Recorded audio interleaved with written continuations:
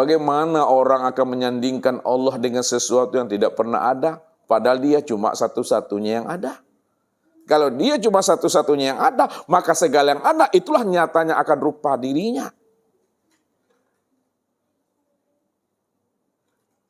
Itu yang dikatakan orang yang sudah mengenal namanya zohir dan batin daripada dirinya. Jadi untuk memandang yang batin, pandangnya kepada yang zohir. Karena yang batin itu telah zohir. Kalau yang batin itu telah zohir, yang zohir itulah sebenar-benarnya wujud diri yang batin itu. Kalau bahasa kiasnya, yang zohir itulah kenyataan yang batin. Kalau yang zohir itu kenyataan yang batin, maka siapa yang zohir? Yang zohir itulah sebenar-benarnya diri yang batin itu.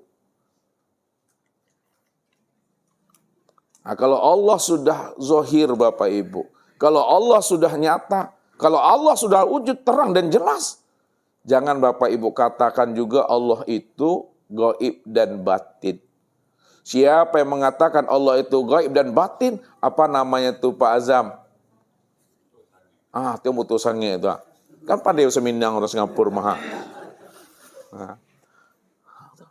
Itu mutusannya itu. Sange buto Bapak Ibu. Kopia lah batonggon di kepala ko Pak Amza. Bacari jo kopia tunya.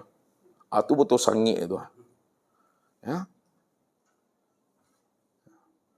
Kemana dia mau cari Tuhan lagi? Jangan cari Tuhan keluar diri Bapak Ibu. Mencari Tuhan itu pada diri. Makanya Ustaz katakan sama Bapak Ibu, Ustaz mencari Tuhan itu 30 tahun lamanya. Kalau Allah itu wujud nyata, terang dan jelas, Ustaz gunakan senternya, senter kemana-mana kayak gua tuh. Tak nampak Tuhan tuh. Padahal dia jelas, terang, tak nampak. Tapi ketika dialihkan senter tuh ke sini, baru nampak Tuhan tuh nyatu di situ. Paham enggak bahasa Ustaz tuh? Apa kata Rasulullah? Man tolabal maula bi ghairi nafsin pakot dola lan baida. Barang siapa ingin mencari dan menemui Tuhan keluar dirinya, maka dia telah berada pada kesesatan yang sangat jauh. Padahal Tuhan yang wujud, Tuhan yang awal, akhir, zahir dan batin, Tuhan yang benar-benar terang dan jelas itu. Benar-benar terang dan jelas pada dirinya sendiri. Dirinya sendiri inilah wujud nyatanya kesempurnaan memandang Allah itu. Tapi kenapa dia tidak mampu memandang kesempurnaan nyatanya wujud Allah pada dirinya? Karena dia telah terhijab dengan keakuan dirinya sendiri. Diri inilah sebenarnya hijab bagi diri kita. Supaya diri ini tidak menjadi hijab bagi diri kita, maka hapuskan wujud diri ini ke dalam wujudnya. Hapuskan sifat ini ke dalam sifatnya. Kalau sudah hapus wujud dan sifat diri ke dalam wujud dan sifatnya, maka nyatalah wujud dan sifatnya yang benar-benar nyata, rupa insan itu yang sebenar-benarnya. Ini yang disebut orang yang sudah menemui kembali akan hakikat sejati dirinya. Inilah yang dikatakan minal aidin wal faizin itu. Untuk lebih jelasnya Bapak Ibu, bagaimana menjaga kefitrahan dan kesucian daripada diri kita ini sampai habisnya usia umur kita, maka tunggulah pesan-pesan berikut ini. Baik Bapak Ibu, kita menjaga kefitrahan dan kesucian diri kita dengan cara mengenali akan sejati diri. Kalau kita ingin mengenali sejati diri, caranya kenali akan usul diri ini. Kenali akan asal usul diri ini. Siapa yang sudah mengenali akan asal usul dirinya, maka di situ dia pasti akan mengenali akan sejati dirinya. Jadi kenali diri itu. Man arafa nafsahu faqad arafa rabbahu. Siapa yang kenal dirinya, pasti dia kenal akan Tuhannya. Man arafa rabbahu fasadal jasad. Siapa yang telah kenal Tuhannya, maka binasa dirinya. Bagaimana memahami itu? Ini yang kita coba membongkar rahasianya Bapak Ibu.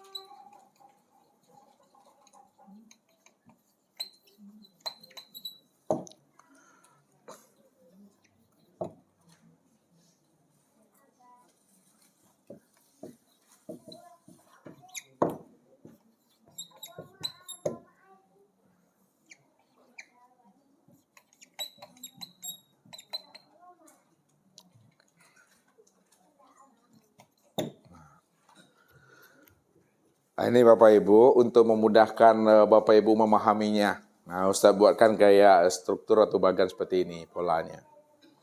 Jadi Bapak Ibu ini saripati ya.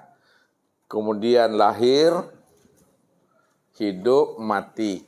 Di atasnya Allah, ruh. Nah, kita lihat prosesnya. Jadi asal usul kejadian diri kita ini ya itu berasal daripada saripati. Ya. Makanya Allah jelaskan dalam surah Al-Mu'minun ayat 12, 13, 14 dan 15 itu. Apa kata Allah? Ya. Walaqad khalaqnal insana min sulalatin min tin. Summa ja'alnahu nutfatan fi qararin makin, summa khalaqna nutfatan alaqa, fa khalaqnal alaqatan mudghah, fa khalaqnal mudghatan izama, fa kasawnal izama lahma, summa ansa'nahu khalqan akhar, fa tabarakallahu ahsanul khaliqin. Nah, kita lihat Bapak Ibu. Dari saripati kepada lahir ini yang disebut namanya proses pembentukan tubuh jasmani. Dari saripati ini sampai kepada lahir ini proses pembentukan tubuh jasmani. Ya, tubuh jasmani. Nah, jasmani itu dua kata yang berbeda makna. Jas plus mani. Makanya disebut jasmani. Jas itu baju luar. Mani itu air mani nutfah. Berarti baju luar yang tercipta daripada nutfah. Makanya disebut namanya jasmani. Ya, jadi proses saripati kalian ini pembentukan tubuh jasmani. Ini Allah jelaskan bahwa proses pertama itu ya dijadikan daripada min sulalatin min tin, saripati. Saripati itu berasal daripada tanah. Nah, dari saripati yang berasal dari tanah, yang kita makan, yang kita minum, yang kita konsumsi itu bertajalli dia, berganti bentuk dan rupa wujudnya, disebut namanya dengan nutfah. Nah, nutfah itu setetes air. Nah, kemudian dari nutfah ini bertajalli dia, berganti bentuk dan rupa menjadi namanya alaqah. Alaqah itu segumpal darah. Dari alaqah bertajalli dia berganti bentuk dan rupa menjadi mudghah. Mudghah itu segumpal daging yang telah berbentuk. Dari mudghah ini bertajalli lagi menjadi izoma. Izoma itu pembentukan tulang belulang, penyusunan tulang belulang. Nah, dari izoma bertajalli lagi menjadi lahma. Tulang belulang itu dibungkus lagi oleh daging. Baru patabarakallahu ahsanul khaliqin. Barulah Allah jadikan dia menjadi makhluk yang sempurna. Jadi secara proses zahir, secara proses jasmani, bahwa diri kita itu sudah sempurna, ya. Nah, sempurnanya itu pada 6 proses, 6 peristiwa tadi itu. Dari saripati kepada nutfah, nutfah kepada alaqah, alaqah mudghah, mudghah izomah, izomah kepada lahma. Jadi secara fisik, secara zahir sudah sempurna Bapak Ibu. Maka sampailah usianya 4 bulan. Nah, 4 bulan, lebih kurang 120 hari, barulah disebut namanya peniupan ruh. Nah, peniupan ruh. Peniupan ruh. Nah, kalau kita buat gambarnya Bapak Ibu, ini. Itu memudahkan aja Bapak Ibu ya. Nah, memudahkan pahamnya.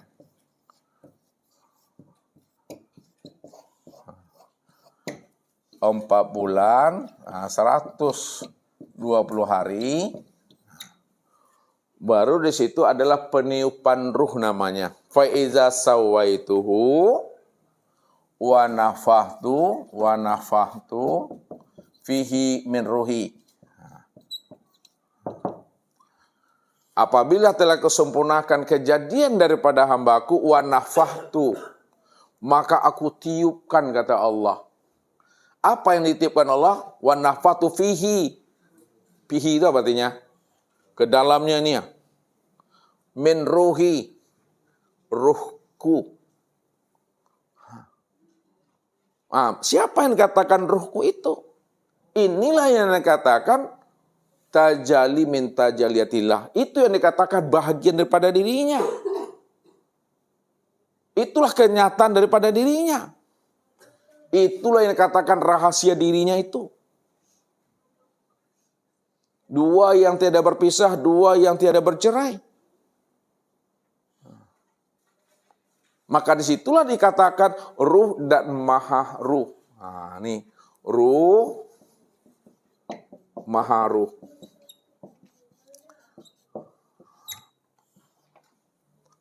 Maha ruh itu siapa? Maha ruh siapa? Allah maha ruh. Kalau ruh, Muhammad, itu dia. Wa nafahtu fihi min ruhi. Maka aku sempurnakanlah ya ke dalam dirinya itu ruhku. Ditiupkan Allah ruh.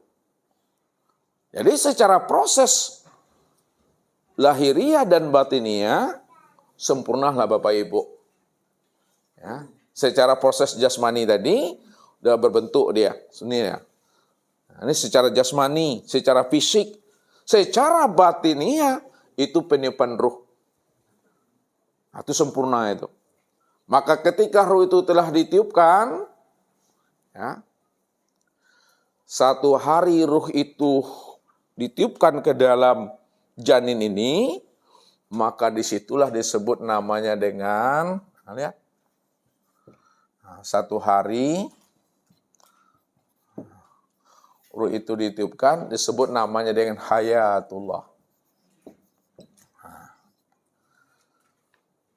Hayatullah namanya. Ada berzikirnya itu Bapak Ibu. Zikirnya Allah. Allah. Allah.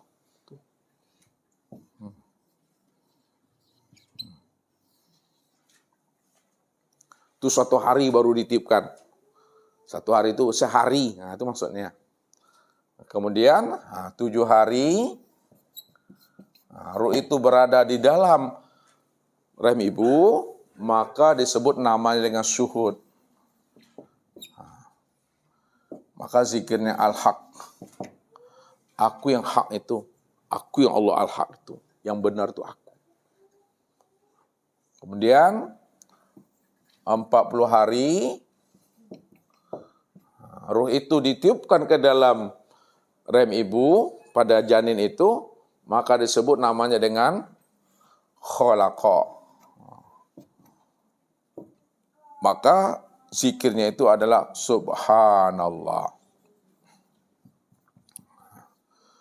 Subhanallah.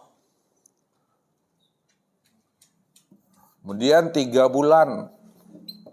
Ya, ruh itu ditiupkan ke dalam rahim ibu, disebut namanya dengan mukhalaqah.